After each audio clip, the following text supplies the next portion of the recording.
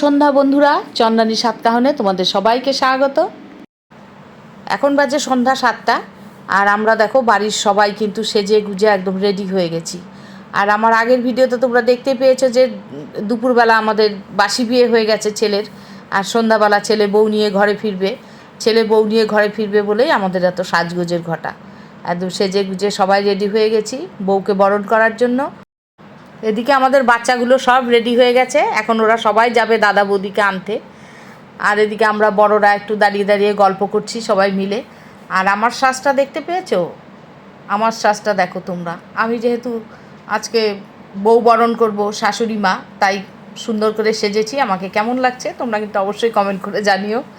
এদিকে আমাদের বাচ্চারা সব চলে গেছে দাদা বৌদিকে আনতে, আর আমরাও অনেকক্ষণ হয়ে গেছে, সেই জন্য আমরা বাড়ির বড়রা সবাই রাস্তার সামনে চলে এলাম, গেটের সামনে, যে দেখি আসছে কি না। আমরা এসে দেখি যে হ্যাঁ ছেলে আসছে। আর এদিকে সামনে বাজি ফাটানো হচ্ছে, বাজি ফাটাতে ফাটাতে ছেলে আসছে।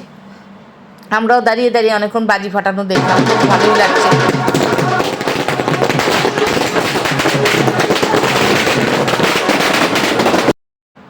এইদিকে দেখো আমাদের ছেলে বৌমা কিসে করে আসছে দেখো। আমরা তো বাড়ির বড়রা জানতাম না যে ছেলে বৌমা এইভাবে আসবে, আমরা জানি গাড়িতে আসবে।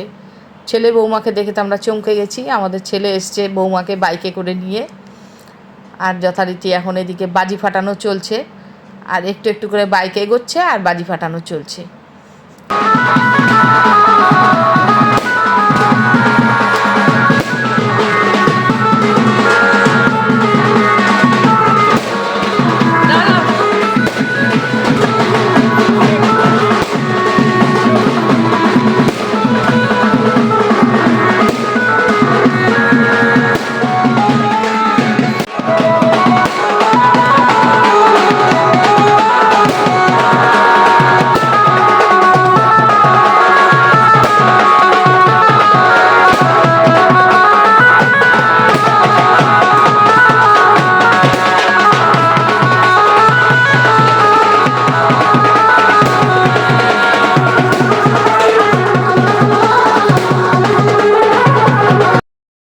এতক্ষণ চললো বাজি ফাটানো, আর এখন চলছে হচ্ছে ভাই বোনদের অত্যাচার।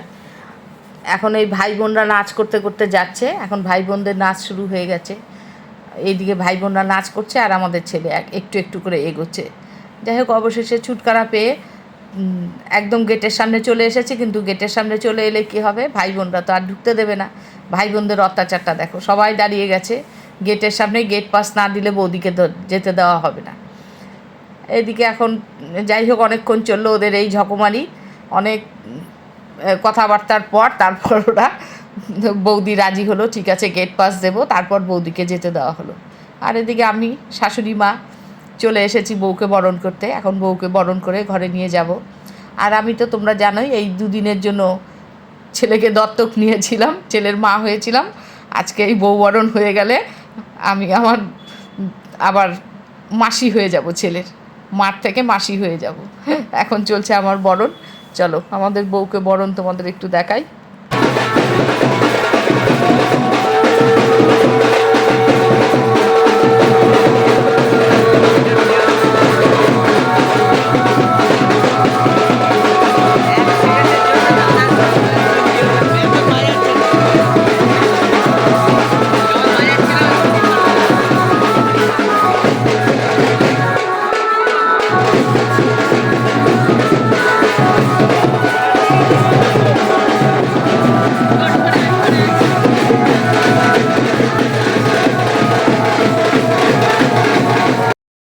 বউকে বরণ করে ঘরে নিয়ে চলে এসেছি।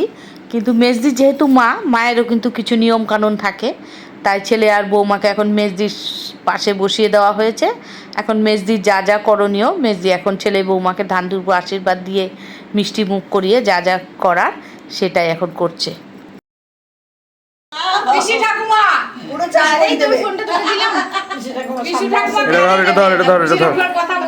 এটা ধর, এটা ধরো তো, কানে শুনে তো একটু কমেন না। আচ্ছা কথা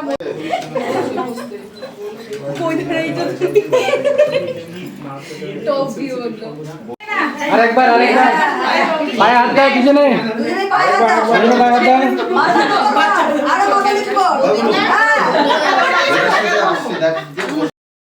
মেজদির ছেলে বৌমাকে আশীর্বাদ করা হয়ে গেল। তারপর এখন আমরা বাড়ির বড়রা যারা আছি তারা সবাই আশীর্বাদ করব। আর সেজন্য প্রথম থেকে শুরু হলো আমার পিসিকে দিয়ে। আমার পিসি প্রথমে আশীর্বাদ করলো, তারপর আমার মামা মামি, আমার দাদার শাশুড়ি সবাই এক এক করে আশীর্বাদ করার পর আমরা সব বোনেরা করলাম। আমার বড়দির পর শেষদি, ফুলদি, তারপর আমার দাদা বৌদি, আমি পরপর সবাই এক এক করে আমরা বউকে আশীর্বাদ করলাম। যে কোনো নূতন বউয়ের কাছে কিন্তু এই আশীর্বাদ পর্বটা বড়ই কষ্টদায়ক, কারণ যেই আশীর্বাদ করছে সেই একটু করে মিষ্টি খাইয়ে দিচ্ছে। আর এই মিষ্টি খেতে খেতে যে কি অবস্থা হয়, এবার যাদের হয় তারা বোঝে। বেচারি কিছু বলতেও পারে না, নূতন যা অবস্থা, সবাই মিষ্টি খাইয়ে দিচ্ছে, নাও করতে পারছে না, খেতেও হচ্ছে। আমরা অবশ্য খুব একটু একটু করেই দিচ্ছিলাম, কারণ আমরা জানি যে এত মিষ্টি খেয়ে কীরকম লাগে এই দিনটাতে ওর মিষ্টি খেতে। আর এদিকে দেখো আমাদের নূতন বউ আর ছেলের পাশে ভাই বোনেরা ভাগ করে বসে গেছে। একদল বউ যা গয়নাগাটি যা পাচ্ছে সেই সব নিচ্ছে, আর একদল হচ্ছে দাদা কত টাকা পাচ্ছে সেই দাদার টাকাগুলো নেয়ার জন্য ওরা বসে আছে। এবারে ওরা হিসেব করছে কত হচ্ছে, দাদার টাকাটা ওরা ভাগ করে নেবে, এই সব চলছে ওদের দুষ্টুমি। আর এদিকে আমাদের আশীর্বাদ পর্বও চলছে, আর এদিকে ওদের হিসেবপত্র চলছে তার ফাঁকে। আমি যেহেতু আমাদের ভাই বোনদের সব থেকে ছোট, তাই এই আশীর্বাদ পর্বে আমার লাইন আসতে এখনও অনেক দেরি, কারণ দাঁড়িয়ে দাঁড়িয়ে পা ব্যথা হয়ে গেল অবশ্যই এই লাইনে আসার জন্য, কারণ সব বড়রা এক এক করে করছে। এই বড়দের পর আসবে আমার লাইন, আমার পরে অবশ্য আমার বোন আছে, মাসির মেয়ে, ও আমারও ছোট, আমার পরে ওর লাইন। তাই ও আর আমি হাসাহাসি করছিলাম যে আমাদের লাইনে আস্তে আস্তে কোমর ব্যথা হয়ে যাচ্ছে দাঁড়িয়ে থেকে থেকে। যাই হোক, কিছু করার নেই, যার যখন লাইন আসবে তখন তাকেই করতে হবে। আর এদিকে আশীর্বাদ পর্ব চলছে আমাদের। বড়দির আশীর্বাদ করা হয়ে গেল, এরপর বড়দির পর শেষদি, আর শেষদির বর আশীর্বাদ করছে। শেষদি আবার বড়দির ছেলের বউর জন্য একটা গিফট এনেছে। আগে বড় বউকে গিফট দিয়ে দিল, এখন নূতন বউকে আশীর্বাদ করছে।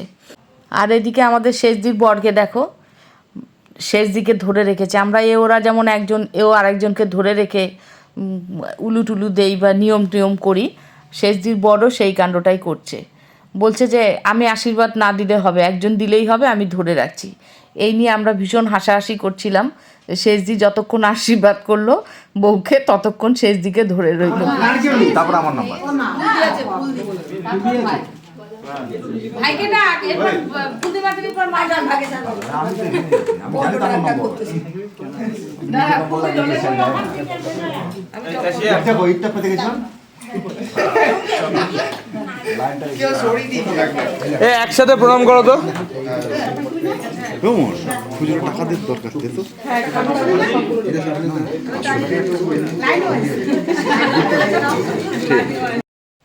এখন বসে গেছে ফুল দিয়ে আশীর্বাদ করতে, আর একজন করে আশীর্বাদ হচ্ছে, আর আমি একটু করে মনে মনে গুনছি যে না আর কতটা বাকি আছে। যাই হোক, একজনের আশীর্বাদ হচ্ছে, আমার লাইনটা একটু একটু করে এগোচ্ছে।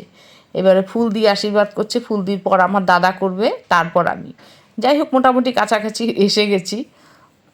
এখন চলছে আমাদের ফুল দিয়ে আশীর্বাদ। আশীর্বাদ দিয়ে এক চামচ বিরিয়ানি খাই।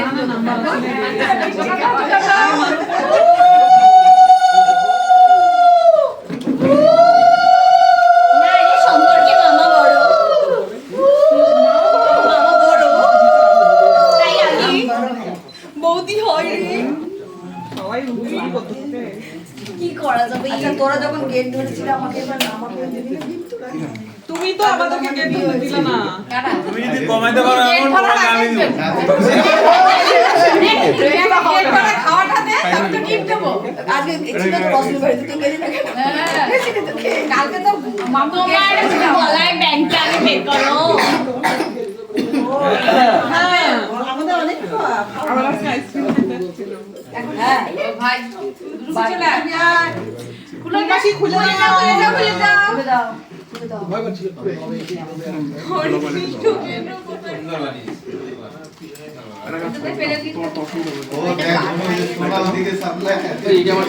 পেলে প্রণাম কর মাসিকে। না,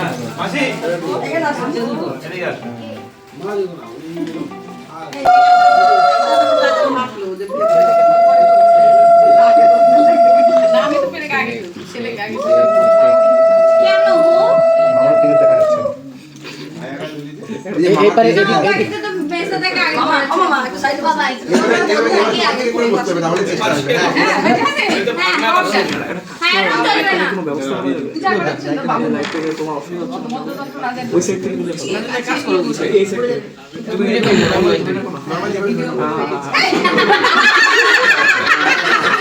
বাবা মোবাইল না মিষ্টি খাচ্ছিল দিল ভালো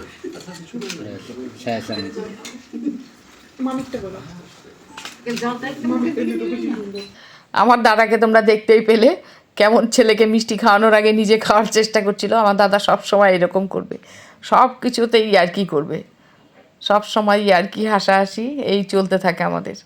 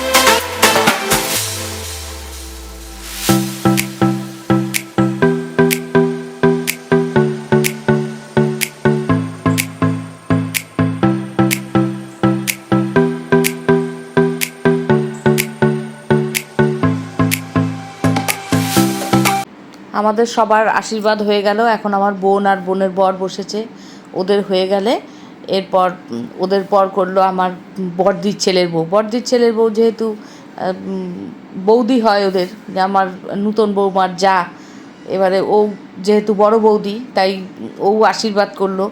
কিন্তু আশীর্বাদ করার পর আর ওরা তো সব একই বয়সী, তাই আর প্রণাম না করে সবাই সব দুজন হ্যান্ডশেক করলো দেওরের সাথে আর জায়ের সাথে। হয়ে গেল আমাদের আশীর্বাদ পর্ব শেষ। আর এদিকে দেখো আমরা সবাই তো আশীর্বাদ করে সুন্দর গিফট দিয়েছি প্রত্যেকেই, কিন্তু আমাদের থেকেও সবচেয়ে সেরা গিফট দিয়েছে হচ্ছে অর্ক। এই অর্ক হচ্ছে আমার শেষদির ভিক্ষা ছেলে বলি আমরা, মানে অর্কর পৈতেতে ভিক্ষে মা হয়েছে আমার শেষদি, সেই সুবাদে শেষদির ভিক্ষা ছেলে হচ্ছে অর্ক।